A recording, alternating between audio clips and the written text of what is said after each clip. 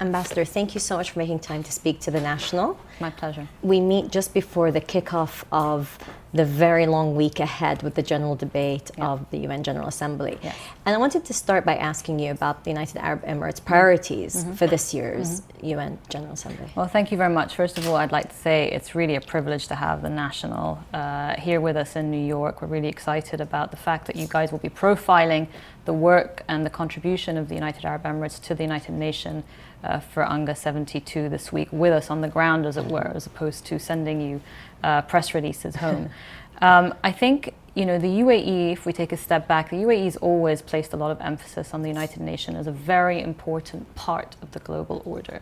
So for smaller and medium-sized countries, the role of the United Nations, commitment to the principles enshrined in the Charter of the United Nations, the abidance by international law, the importance of respect of sovereignty of countries for each other. And these are all core principles of the global order post-World War II, if you like. I think that the difficulty that we face as we come into UNGA 72, and maybe that's the scene setter, if you like, for what lies ahead, is that many countries feel that the global order is fragmented and fragmenting quite quickly. We see a whole plethora of crises that we have to tackle during this high-level week, from the situation in North Korea and the nuclear program that is causing a lot of concern for regional countries like Japan, South Korea, including for the United States, and also countries like ourselves in terms of nuclear proliferation in that area.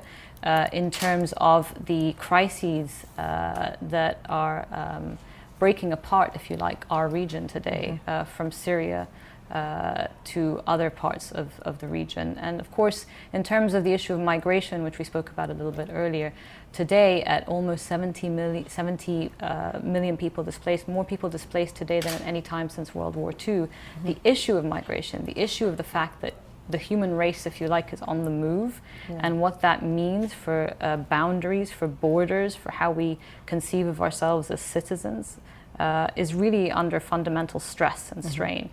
So I truly believe that in terms of the United Arab Emirates perspective, the role of the UN is more important than ever. It's more than a building and an ideology and a charter. It's a convening table where every member state sits around that table and has a voice, has an equal say in the discussions about the future of this world order. Now, of course, the difficulty will be that if this architecture breaks down in the coming period and on our watch, there's very little around to replace it. So if the UN didn't exist today, we know there wouldn't be consensus to rebuild it. There wouldn't be consensus like there was after World War II to create a global architecture like the one that we see today. So we truly feel that the fate and future of the United Nations and its ability to tackle these global crises is fundamentally at stake here. Now, the good news is we have a new Secretary General who we thoroughly support, who is very dynamic, who is a world leader in every sense of the word, and who has a very ambitious reform agenda. He also fundamentally believes in the core principles of the UN Charter, which is that the UN's role is to maintain international peace and security. He genuinely believes that. But he approaches, and his whole reform effort approaches the work of the United Nations through the angle of prevention. And I think this is really key, because instead of addressing crises from refugees to displaced persons to education in refugee camps, to the rise of terrorism, another big topic that will be under discussion at the Assembly this week. Instead of addressing all of these issues through the lens of how do we tackle what has happened, he very much wants to gear the entire United Nations system into how do we prevent this happening in the first place? How do we gear our development system, our humanitarian aid system, our approach to counter-extremism and counter-terrorism through the angle of prevention? And that's the reform effort that we're very much supportive of. I think a signal of how importantly we see this week is the fact that we have a large delegation here. It's headed by His Highness Sheikh Abdullah bin Zayed Al Nahyan, who is our foreign minister, as you know. But we also have 5 other cabinet ministers with him, which is quite a large delegation. It is, yeah. Yeah, it's a large delegation because we want to cover all the core areas, the global issues that the UN will be discussing this week with the ministers whose portfolios that is. So we're covering more than 160 multilateral meetings each minister has up of 40 bilaterals in their schedule with other countries. And that's over a space of about, and that's over the space of a week. five working days, exactly, over the space of 5 working days. So all of them are already complaining to me that their schedules are overpacked. We've packed their schedules. But, you know, for example, our Minister of Youth, Shemal Mizrahi, is coming, our 22-year-old Minister of Youth. She'll be meeting with the Secretary General's new youth envoy. She'll be doing a youth circle here at the mission on countering violent extremism and the participation of youth in that dialogue in the presence of the new youth envoy. Our other ministers will be covering, of course, a lot of the political meetings that are happening. Dr. Thania Zewdi will be covering the environmental and sustainable development angled meetings. And of course, Dr. Anwar Gargash, our Minister of State for Foreign Affairs, is also here, and there will be a number of political meetings on the agenda, because really, for a country like ours, we have the regional angle that we're very, very interested in. So we have a Syria meeting tomorrow, Monday, in the afternoon, that's hosted by US Secretary of State Rex Tillerson around the next steps for Syria. There's a Libya meeting that's going to be incredibly important, where the new UN envoy for Libya, Ghassan Salama, will present, if you like, his roadmap for Libya, and we're very much behind that roadmap and very much behind the Secretary General's efforts on Libya.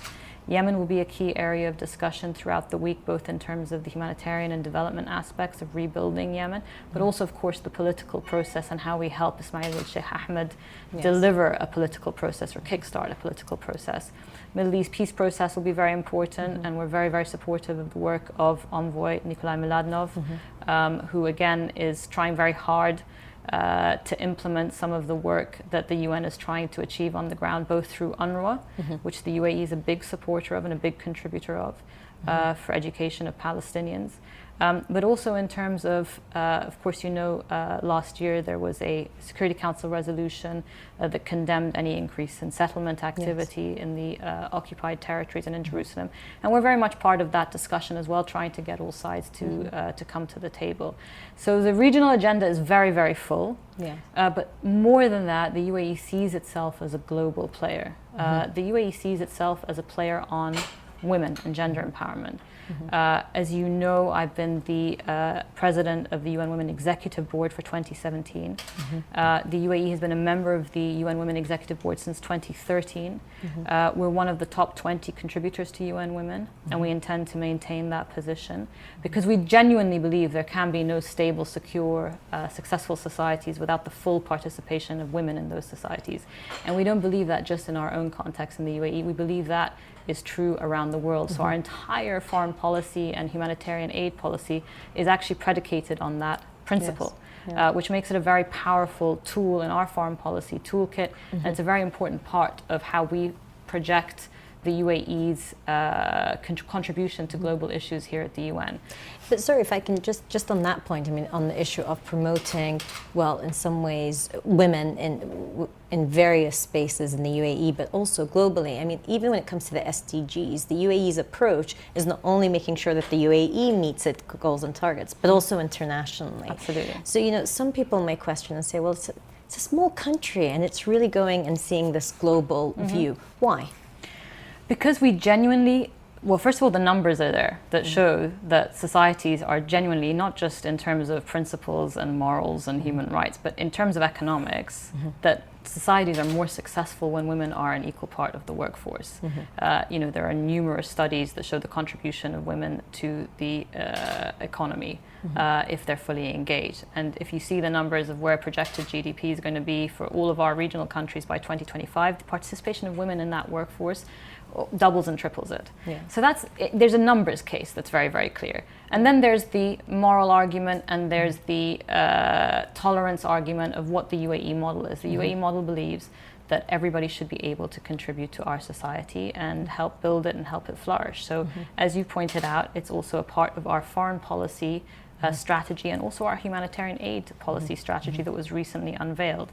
We see it as a key part of the prevention agenda. I mean, so the UAE on a global issue like countering violent extremism, we believe that when women are fully engaged in their communities and in their economies, you have a much stronger set of tools to counter violent extremism and radicalization in those communities. So again, in terms of a security angle, a women, peace and security angle, there is a really strong case to be made for the role of women in preventing the outbreak of conflict. Also in terms of negotiating peace agreements afterward, again, when women are at the table and not simply the factions that are fighting for, if you like, in very basic terms, power sharing agreements. When women are at the table, you see more consideration given, and this is without stereotyping them, but to things that matter to their community. So, for example, access to education, access to health, access to water, access to resources. So these are things that become part of a peace agreement, which the studies have shown when women are engaged. So therefore the arguments are there on the peace and security level, they're there on the economic level, and they're there for us on the kind of tolerance and moral level, which is that we need everyone to contribute to the development of our society. And on that note, on women, peace and security, another big highlight of this week is that Her Highness Sheikh Fatima bint Mubarak will be receiving a prize from UN Women for her leadership role in the women, peace and security agenda and in promoting women globally. And Her Excellency Noura Swedi, the Director General of the Ittihad Nisa'i, the Women's Union, will be coming to receive it on her behalf. So that's a big accolade that, we're, as you said, a smallish country comparative to other countries. The fact that Her Highness the First Lady is being recognized in this way is very much a reflection of her work, but very much a reflection of the role the UAE has succeeded in taking on what we see as a critical file, not just because it's the right thing to do, but because it's the smart thing to do.